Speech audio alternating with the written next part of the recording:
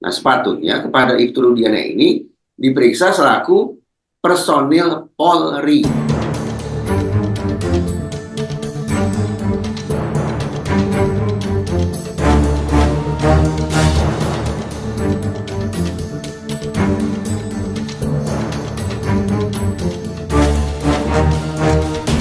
Kadif Humas Mabes Polri menyebut bahwa Rudiana selaku orang tua korban tidak melakukan pelanggaran etik apapun. Ya sudah jelas lah.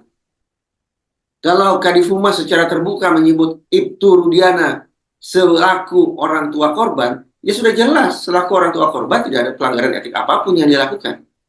Nah, sepatutnya kepada Ibtu Rudiana ini diperiksa selaku personil Polri. Ya. Dan saya juga tidak tahu apakah simpulan bahwa tidak ada pelanggaran etik apapun itu dibangun murni berdasarkan pemeriksaan secara objektif ataukah berdasarkan belas iba antara satu personil polisi terhadap personil polisi lainnya.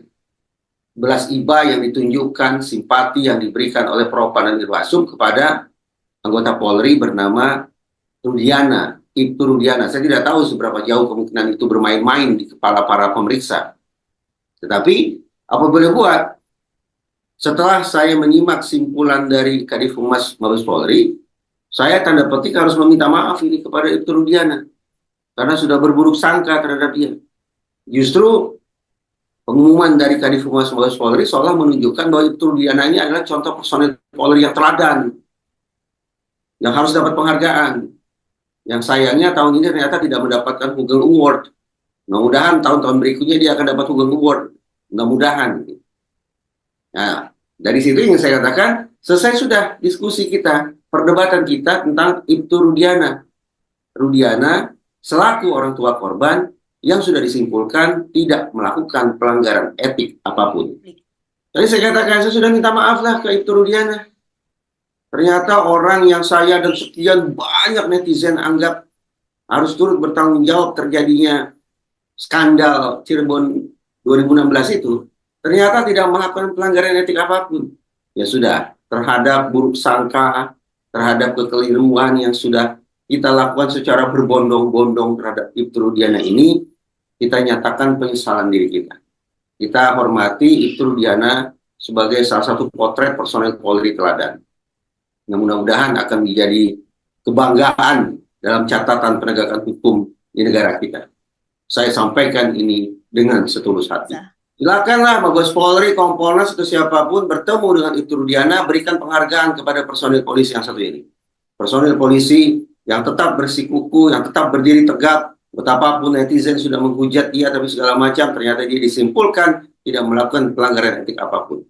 Berikan rasa hormat kepada Ibtu Rudiana, dan apapun penghargaan yang patut diberikan kepada dia, ya berikanlah. Naikkan pangkatnya secara luar biasa juga boleh. Saya tidak tahu. Sebagai sesama warga negara, tentu saya pun merasakan kesedihan dan kemarahan yang sama ketika kehilangan darah daging yang tercinta.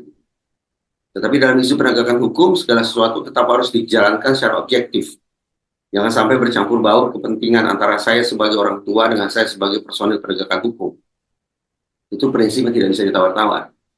Nah, pasca pertemuan Kompolnas atau Mabes Polri dengan Ibtu Rudiana nanti apa outputnya saya tidak tahu. Saya tidak tahu. Justru yang saya bayangkan bahwa Kompolnas dan Mabes Polri akan memberikan tepuk tangan riuh karena sudah berkesempatan bertemu dengan seorang personil yang sangat istimewa. Di antara banyak sumber informasi, kami layak dipercaya karena kami menggali lebih dalam, berpihak pada kebenaran, berpegang pada data dan fakta, agar layak Anda jadikan referensi. Kompas TV, independen, terpercaya.